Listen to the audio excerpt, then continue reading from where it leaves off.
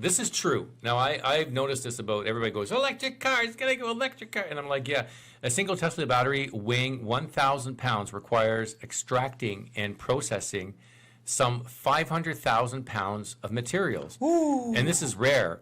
Over the next 30 years, we will need to mine more mineral areas than humans have extracted over the last 70,000 years. Woo. Now, people don't understand that lithium is a very hard to extract. You like the Nirvana song? Yeah, you have to do an open pit mine, okay, to extract it. Number two, just the process of grabbing the lithium out of the rock is such a energy extraction. It's disgusting. It's like it's not even. I don't even know if it's worth it. Yeah. And so this whole push for lithium. Not only that, but it's like lithium, and I don't mean the Nirvana song. The lithium is like, it's extracted in all certain places. And that's right. There's child labor involved in it and the exploitation. Mm-hmm. Yeah. So we're literally. I know this is an overused word, but in this case, it does make sense. We're literally doing the opposite what we're supposed to do by claiming to save nature, right? That's right. And we're supposed to save populace and save the children and all this stuff, but we're actually inviting more and more abuse, and inviting more abuse of the earth and of the human species as well. Yeah, and then all in the name of green energy. Well, yeah, that's what happens with label. astroturfing, right? Yeah, we give top down. Yeah, we give it something like a nice name and cool name, and we get push marketing and popularity. And I think that's what even C.S. Lewis at the beginning of our show was saying, the popularism of science. Yeah, that could be dangerous. Where we make science. Carl so popular. Sagan was talking about it too. That's right, and we make it so popular that we tend to see not the dangers of it. We don't see the dangers of what science can actually occur when it's put in the wrong hands.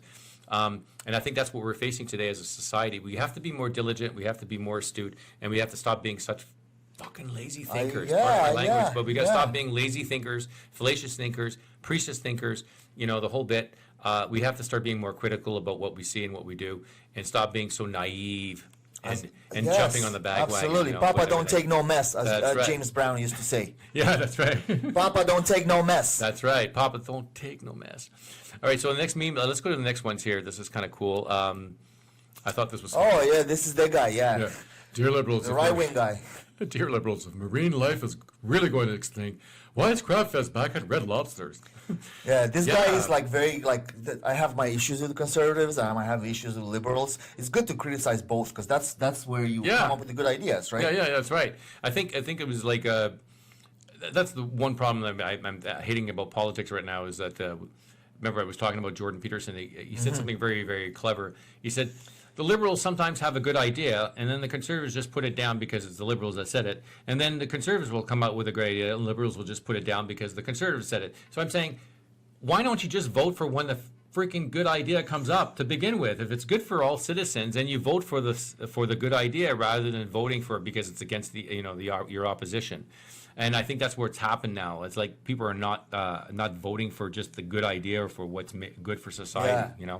Yeah, you can vote for the good idea, He says that. He has that kind of raspy Canadian voice. Yeah, that's right. And he's so fun. People really misunderstood Dr. Jordan Peterson when he came out. And at first everybody said... still are to this day, this day, and I'm like... This guy went to this guy one time, one of my friends, he's not like, homophobic. oh my God, Jordan Peterson. It's like, they're like, when they heard the name, they were like just trembling, right? This is a good guy, man. It's like trembling in front of me. I thought he was like a decent guy. I said, yeah, he's talking about he's homophobic or trans. I don't think that's they true. use these words, right? They put them. Oh, well, it's not. It's homophobic, Islamophobic, every other phobic. So they put them all these words together, like I was saying earlier, right? Yeah. It's just because they don't use these things as to make sense of them or to actually try to solve the problem, but rather as weapons, right? Yeah. So he's not just homophobic. He's homophobic, transphobic, Islamophobic, every kind of other phobic, right? Yeah. First of all, you can be phobic. I'm not afraid of This is just complete nonsense, right? Yeah, I know. Afraid of, right? He's not afraid of. No, I'm not afraid. Even the people, let's say the people that are like hate gays, they're not really afraid of gays. Oh my God! Right? Hate and being afraid are two different things. So that was the one good meme right there. Yeah, with Charlie, man. Charlie, I know. Charlie. But we are going to end the show though pretty soon because I'm, getting a little Yeah, why are you being really serious today? I know, man. I'm really so freaking serious. Last week I was like joking away about like Bruno Mars and the whole bit and having Yeah, a I great old remember time. that, yeah. Because I think it's because it's science. Science is serious. Serious No, it's topic, man. Serious topic. I don't know what it is. Maybe it's because it's one of those topics where you're like, you look at the world and the world's gone insane. It is, yeah. And nobody taking the time to think seriously, and everybody's going, yeah, that's the environment, climate change, woo! I know what you mean, man. We're all putting up like flags, and we're all doing this stuff, and everybody's going to a protest or that protest or this protest or not that protest, and everybody, and I think I feel everybody's lost. Yeah, and that's why I'm dressed like Waldo. I know. Right? To find the world. Man, right? I'm so glad you can wear red, man. Remind people, to find Waldo. By Waldo, I mean themselves, I right? know. I'm so glad you're Romanian. You're not white. Like it's just because No, I'm red today. You're red. You're red. I'm dressed in red today. You're dressed. I'm just like a good old fashioned Canadian, eh? Like roots Canadian, like shirts and all that stuff.